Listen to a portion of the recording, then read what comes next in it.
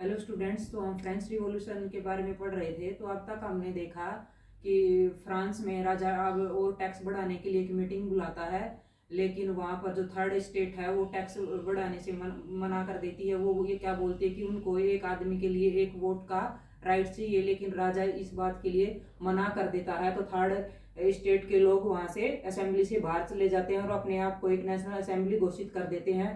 और national assembly घोषित करने के बाद संविधान लिखने की कसम खाते हैं।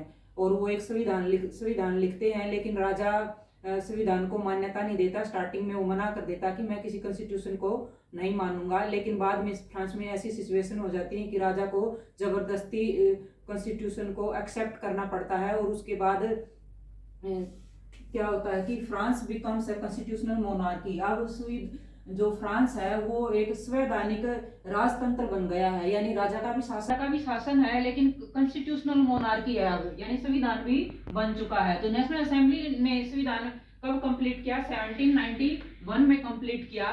नेशनल असेंबली का जो ये संविधान लिखने का जो मेन मोटिव है वो क्या था कि it's main object was to limit the power of monarch, यानी राजा की जो शक्ति है उसको कम करना इसका मेन ऑब्जेक्ट था।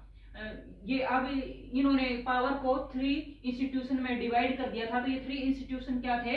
जुडिशरी, एग्जीक्यूटिव और लेजिस्लेचर, इनके ऊपर बेस्ड थे।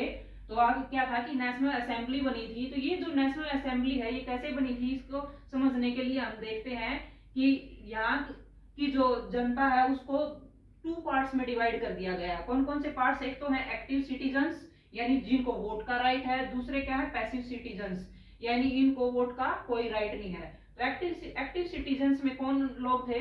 ये 28 मिलियन पॉपुलेशन में से 4 मिलियन ऐसे लोग थे जो कि जिनको वोट का राइट मिला हुआ था। ये कौन लोग थे? ये वो लोग थे जो टैक्स पे करते थे। कितना टैक्स पे करते थे? कि 3 दिन की मजदूरी के बराबर जो टैक्स पे कर सकते थे, इसमें वो लोग थे। यानी जो बिल्कुल गरीब लोग थे उनको वोटिंग का राइट नहीं था। यानी 2.8 करोड़ जनता में से 40 लाख पीपल ऐसे थे जो टैक्स पे करते थे, और ये खाली मैन थे। इसमें औरतों को नहीं लिया गया था। यानी 40 लाख मैन को वोटिंग का राइट था। और उसके बाद पैसिव सिटीजन्स में कौन थे? ये अबाउट 3 मिलियन मैन थे जिनको वोटिंग का राइट नहीं था। और वेमेन, चिल्ड्रन और यूथ थे। कौन से यूथ? जो 25 ईयर्स से कम एज के लोग थे, यानी इनको वोटिंग का राइट नहीं था। ये पैसिव सिटीजन थे।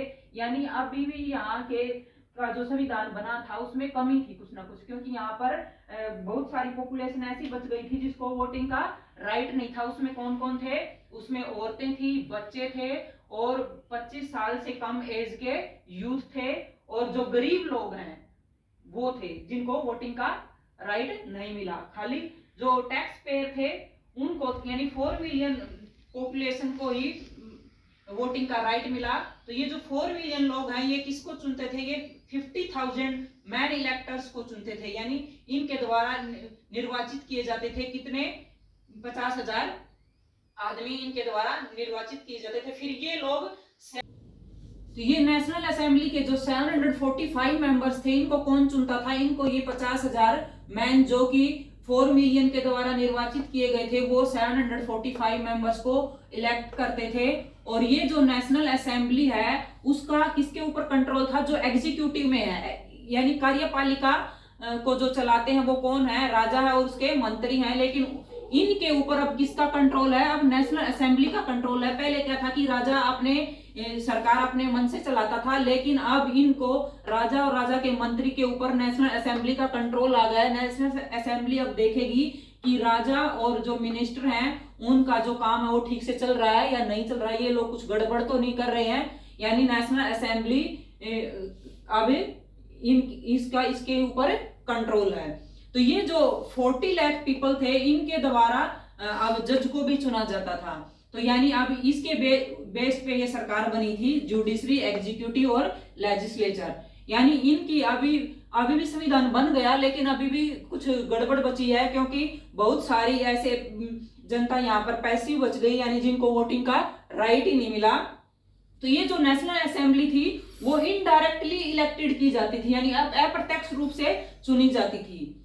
Constitution constitution begin with the declaration of the right of man and citizens. तो अभी जो संविधान लागू हुआ था वो किसके डिक्लेरेशन पे, यानी अभी जो राइट मिले हैं वो खाली मैन को मिले हैं। ये एक सोचने की बात है कि इतना बड़ा देश है, वहां पर अभी जो राइट मिले हैं वो उनके जो राइट लिखे गए हैं उसमें स्पेशली इन्होंने ये शो किया है कि ये जो राइट है वो मैन एंड सिटीजन्स के लिए है, यानी औरतों को अभी भी अधिकार नहीं मिले हैं। तो अभी इनका जो कॉन्स्टिट्यूशन लिखा गया है उस कॉन्स्टिट्यूशन में इन्होंने लोगों को कुछ राइट दिए हैं, और वो राइट सिर्फ किसको दिए हैं, मैन को दिए हैं, यानी औरतों को नहीं दिए हैं।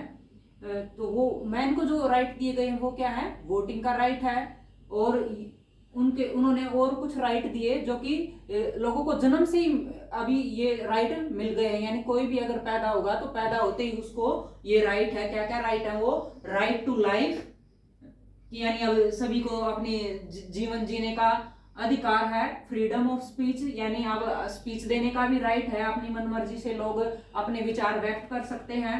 फ्रीडम ऑफ ओपिनियन, यानी लोग अब अपना ओपिनियन दे सकते हैं, यानी कोई भी कानून लागू होता है तो उसके बारे में अपनी विचारधारा को बता सकते हैं। इक्वलिटी बिफोर लॉ, यानी कानून के समक्ष सब सभी समान है, यानी अभी लोगों के बीच में कोई भेदभाव नहीं किया जाएगा। तो ये जो मेन कुछ राइट हैं ये उन्होंने लोगों को दिए हैं।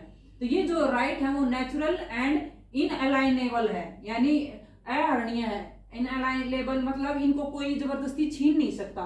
ये जो राइट है वो सभी को नेचुरल मिले हुए हैं, नैसर्गिक और अहरणीय है। तो इसके अलावा अब कुछ पॉलिटिकल सिंबल बनाए गए। ये पॉलिटिकल सिंबल क्यों बनाए गए, क्योंकि हमने जैसे पीछे देखा था कि वहाँ की फ्रांस की जो जनता है वो काफी जनता अनपढ़ है, यानी सभी लोग पढ़ लिख नहीं सकते।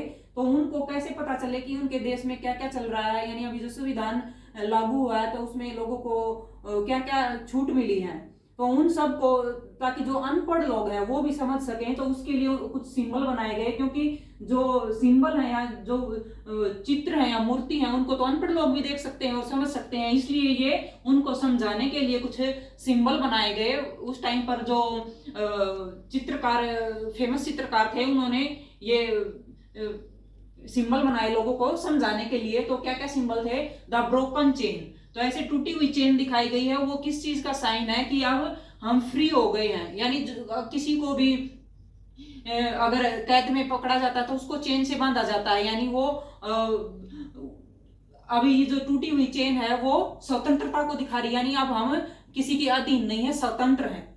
फिर द बंडल ऑफ रोड्स और फेसिस, यानी ये जो बंडल है वो क्या दिखा रहा है कि अगर एक रोड, अगर सिंगल हम रहेंगे, यानी एक रोड को तो आसानी से तोड़ा जा सकता है, लेकिन अगर हम सभी इकट्ठे होकर रहेंगे तो पूरे जो रोड का बंडल है उसको आसानी से तोड़ा नहीं जा सकता। तो ऐसे ही अगर हम भी सब मिलजुल कर रहेंगे तो हमें आसानी से तोड़ा नहीं जा सकेगा, हमें कोई आसानी से अलग नहीं कर सकेगा। फिर the I with in a triangle radiating light, तो एक ऐसे आई बनाई हुई, आंख बनाई हुई है, और ये जो ट्राइंगल है इसके चारों तरफ ऐसे रोशनी फैल रही है। तो ये जो आंख है वो किस चीज को दिखा रही है कि अपनी आंखें खोलो, चारों तरफ देखो और अज्ञानता को दूर करो, यानी अज्ञानता का जो अंधेरा है उसको दूर करो और रोशनी को आने दो, यानी हर चीजों को समझो और देखो। फिर है sceptre, symbol of royal power, तो ये एक छड़ी दिखाई गई है, यानी राजदंड दिखाया गया है जो कि राजाओं की पावर का प्रतीक है। फिर है snake biting its tail from a ring, तो ऐसे एक स्नेक दिखाया गया है जो अपनी उसकी जो टेल है, पूंछ है, उसको मुंह में लिए हुए है। तो ये किसको दिखाता है, ये सनातनता को दिखाता है, यानी हमारी जो लाइफ है या गोल है उसका कोई आदि या अंत नहीं है, यानी उसका कोई छोर नहीं है, वो ऐसे गोले के समान है, यानी वो चलती रहती है। फिर है रेड फ्राइजियन कैप, तो ये जो रेड फ्राइजियन कैप है ये फ्रीडम का सिंबल है, यानी इसको कौन, जो दास लोग थे यानी जो फ्री हो चुके हैं दासता से, वो इस कैप को पहनते थे। कौन पहनते थे, सिर्फ मैन पहनते थे, औरतों को ये कैप पहनने का राइट नहीं था, यानी जो अपने आप को फ्री घोषित कर चुके हैं, यानी हम किसी के अंडर अब स्लेव्स नहीं है, दास नहीं है, वो इस रेड कैप को पहनते थे। फिर है ब्लू, व्हाइट और रेड, जैसे हमारे राष्ट्रीय कलर हैं 3, ऐसे ही फ्रांस के ये नेशनल कलर थे, कौन कौन से थे ये, ब्लू, व्हाइट और रेड, ये उनके राष्ट्रीय रंग थे, ब्लू, व्हाइट और रेड। फिर क्या था, द विंग्ड वुमन, एक ऐसे लेडी को दिखाया गया है, उसके पंख लगे हुए हैं, जैसे कोई परी आती है ना, वैसे एक विंग्ड वुमेन को दिखाया गया है। तो जो ये जो विंग्ड वुमेन है वो पर्सनिफिकेशन ऑफ द लॉ, यानी ये पर्सनिफिकेशन होता है कि किसी आदमी के रूप में या किसी औरत के रूप में, यानी किसी व्यक्ति के रूप में किसी चीज को मान लेना, वो क्या होता है, पर्सनिफिकेशन। तो ऐसी एक जो पंखों वाली परी जो औरत दिखाई गई है, उसमें माना गया है कि वो जो औरत है वो हमें हमारे लिए जादू लेकर आई है, ऐसा दिखाया गया है। यानी वो उनके कानून को शो कर रही है, जैसे हमारी जो कानून की देवी है उसने आंखों पर पट्टी बांधी हुई है और तराजू लिए हुए है, ऐसे ही उन विंग्ड वुमन है। फिर है था लो टैबलेट, तो ऐसे ये लो टैबलेट दिखाया गया है, यानी ऐसे 2 स्टोन है बड़े बड़े, और उसके ऊपर इनके जो कानून है वो लिखे हुए हैं, जो भी उस टाइम पे लोगों को मिले थे। तो ये इस पर 17 आर्टिकल्स लिखे हुए हैं, जिसके ऊपर उनकी सरकार चली थी। तो ये कुछ सिंबल्स थे, लोगों को समझाने के लिए ये सिंबल्स बनाए गए थे, ताकि जो अनपढ़ लोग हैं वो सब इनके थ्रू चीजों को समझ सकें। तो अभी तक हमने देखा कि जो फ्रांस है वो एक संवैधानिक राजतंत्र बन चुका था, लेकिन अब आगे क्या होगा कि France abolishes monarchy and becomes a republic, कि अब जो मोनार्की सिस्टम है उसको फ्रांस बिल्कुल ही खत्म कर देगा, यानी राजतंत्र को बिल्कुल खत्म करके और अब एक गणतंत्र स्थापित करेगा। तो उसके लिए क्या क्या करेगा, उसके लिए हम आगे देखते हैं। France continue to be tense, अभी क्या था कि वहां पर कॉन्स्टिट्यूशन बन गया, लेकिन उसके बाद भी सालों तक फ्रांस में जो टेंशन का माहौल है वो काफी सालों तक चलता रहा। क्यों चलता रहा, क्योंकि अभी राजा ने संविधान को मान्यता तो दे दी थी, लेकिन राजा के दिमाग में कहीं ना कहीं चल रहा था कि भाई ये तो गड़बड़ है, ऐसा नहीं चलेगा, ये लोग आज तो ये कॉन्स्टिट्यूशन को लागू करने के लिए बोल रहे हैं, कल ये कुछ और बोलेंगे। तो इसके लिए राजा ने अब एक सीक्रेट नेगोशिएशन स्टार्ट कर दी। सीक्रेट नेगोशिएशंस मतलब गुप्त वार्ता, किसके साथ, with the king of Prussia. Prussia उनका एक पड़ोसी देश था फ्रांस का, तो उसके साथ राजा ने अब चुपके चुपके नीचे नीचे बात करना स्टार्ट कर दिया कि जो आसपास के देश हैं उनके राजाओं से। तो वो कौन कौन से देश थे, प्रूसिया था और ऑस्ट्रिया। ऑस्ट्रिया जहाँ की राजकुमारी से राजा की शादी हुई थी, तो वो जो उनके पड़ोसी देश थे उनके साथ बात करना स्टार्ट कर दिया कि भाई आज ये हम मेरे साथ हुआ है कि मेरी जो जनता है वो मेरा विरोध कर रही है, कल इनको देख के आपके जो देश की जनता है वो भी विरोध करेगी और वो भी कॉन्स्टिट्यूशन की डिमांड रखेगी। तो इनको अगर अभी नहीं दबाया गया तो इनका असर दूर दूर तक पड़ेगा। तो जो उनके जो नेबर कंट्री थे प्रूसिया और ऑस्ट्रिया वगैरह, उनके राजाओं ने भी सोचा कि हाँ भाई ये तो गड़बड़ है, उनको देख के हमारी जनता भी ऐसा करेगी। तो वो ये डिसाइड करते हैं कि जो फ्रांस का राजा है उसकी मदद के लिए हम कुछ आर्मी भेजेंगे, ताकि ये जो जनता बगावत कर रही है इसको दबा दिया जाए। लेकिन क्या होता है कि राजाओं के दरबार में कुछ गुप्तचर होते हैं जो कि सीक्रेट बात को बाहर बता देते हैं। तो ऐसे ही उनके कुछ गुप्तचर थे, उन्होंने नेशनल असेंबली को बताया कि भाई राजा कुछ गड़बड़ करने वाला है, और जो ये कॉन्स्टिट्यूशन लागू किया, जो नेशनल असेंबली बनाई गई है उसको राजा भंग कर देगा, वो पड़ोसी देशों के साथ बात कर रहा है। तो इससे पहले कि जो प्रूसिया और ऑस्ट्रिया है वो अपनी आर्मी भेजे राजा की मदद के लिए, तो जो नेशनल असेंबली थी उसने क्या किया कि national assembly declared the war against the Prussia and Austria in 1792। 1792 में प्रूसिया और ऑस्ट्रिया के देश पे दावा बोल देती है कौन, नेशनल असेंबली। तो उसके लिए नेशनल असेंबली लोगों को बताती है कि भाई राजा ऐसे ऐसे गड़बड़ कर रहा है, और ये जो कॉन्स्टिट्यूशन हमने बनाया है या जो ये भी हमने लागू किया है इसको खत्म करेगा राजा। तो इसके लिए उन्होंने लोगों को बताया। तो उससे लोग अपनी मर्जी से ही, अपनी इच्छा से लोग पेरिस में इकट्ठा होना स्टार्ट कर देते हैं कि ऐसा नहीं होगा, हम एक आर्मी बनाएंगे और हम जो ये पड़ोसी देश हैं, ये कौन है हमारे देश में इंटरफेयर करने वाले, हम इनकी फौज को एंट्री नहीं करने देंगे। तो ये लोग अपनी सीमाओं के लिए एक आर्मी बना के निकल पड़ते हैं। और ये जो लोग हैं जो निकले हैं वो काफी जोश में है। वो कौन लोग हैं? ये जो थर्ड स्टेट के जो आम लोग हैं, जो गरीब लोग हैं, ये वो लोग हैं जो कि अपनी सीमाओं पर चल पड़ते हैं ताकि प्रूसिया और ऑस्ट्रिया की जो फौज है वो ना घुसे।